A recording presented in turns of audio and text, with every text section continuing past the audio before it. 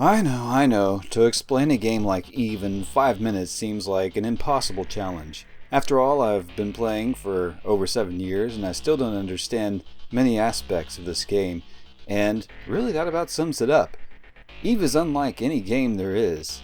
Well, first the nuts and bolts. Eve is a massive multiplayer online sandbox game where all gameplay takes place on a single server instance. In other words, unlike most other MMOs, all the thousands of players who are logged in share the same universe and can potentially interact with each other. Purely on the technical level, this is fairly difficult, and it does require a massively powerful and advanced server system. The setting is 21,000 years in the future in a distant star cluster called New Eden. Gameplay takes place in several thousand star systems within this cluster. Interstellar travel is possible through jump gates that link all of the systems together. It's also possible through wormholes or sometimes jump drives that are used only by huge capital ships. As far as we know, there are no aliens in Eve, just many factions of humans, only some of which would be hardly recognizable as such any longer. The players are called Capsuleers, which are specially selected humans who can link their consciousness into a starship. They pretty much become one with the ship, which gives them great advantages over a ship with the standard crew. Capsuleers are also virtually immortal. They always have at least one fresh clone available, so that if they die, their consciousness is transferred to the clone and they are resurrected. A lot like the Cylons on Battlestar Galactica. Many people sum up the game by calling it internet spaceships. There are literally hundreds of different ship classes that a Capsuleer could fly, depending on their clone's skill levels and whether they can afford it. The ships range from small frigates to super capital ships, but also include transports, freighters, and mining barges. Players can also deploy massive space stations that have a number of different uses. Now, sandbox means there is no end game or way to win. You are free to define yourself or make your own goals, which may be to simply mine an asteroid belt and watch YouTube, or be an ambitious masochist and lead an alliance of thousands of players in an attempt to exert major influence over the player-driven universe. There is no other game that will make you feel emotionally the way Eve does.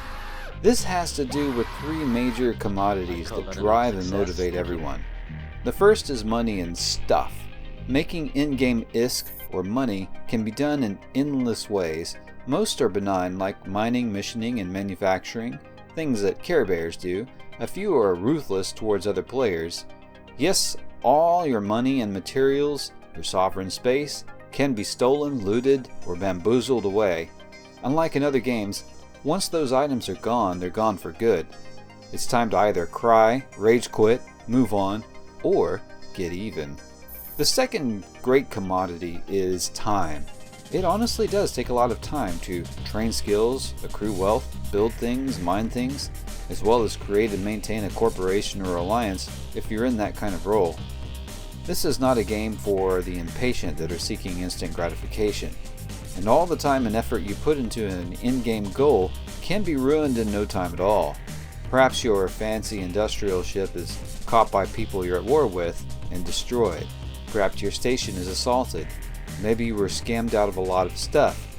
Maybe your alliance or corp falls apart or is forced to retreat from their space, which leads to the third commodity. The third commodity is reputation. This comes from knowledge of the game or competence, leadership skills, notoriety, in-game fame, and several other things. I find in my own experience, well-known players struggle internally with their sense of reputation and pride more than how the community ultimately views them. When players feel their reputation is damaged, they often rage quit, demotivate, or abandon their lofty in-game goals to pursue other ones. These three elements, material wealth, time, and reputation, create a cocktail that makes players feel that there is something large at stake.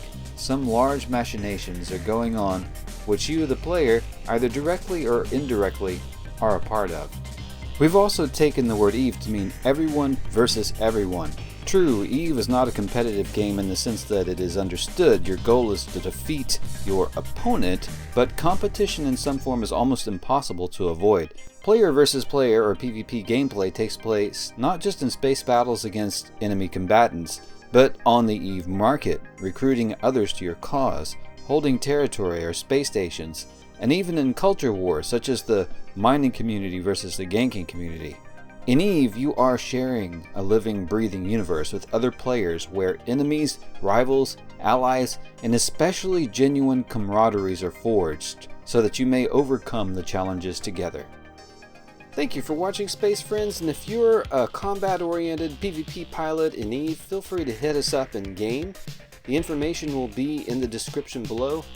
If I'm not swamped for time, perhaps you could fly with us or in our Corp or Alliance, as I'm currently assessing to what extent I can grow our Alliance. But if you're unable to fleet with us due to skill level or some other factor, I'll be happy to point you in another good direction to help you learn and have fun in the game. Our in-game information will be in the description below. I look forward to making some new videos that appeal to even those who don't play the game. Subscribe and hit the notification bell, and as always, I love hearing your comments. Until next time.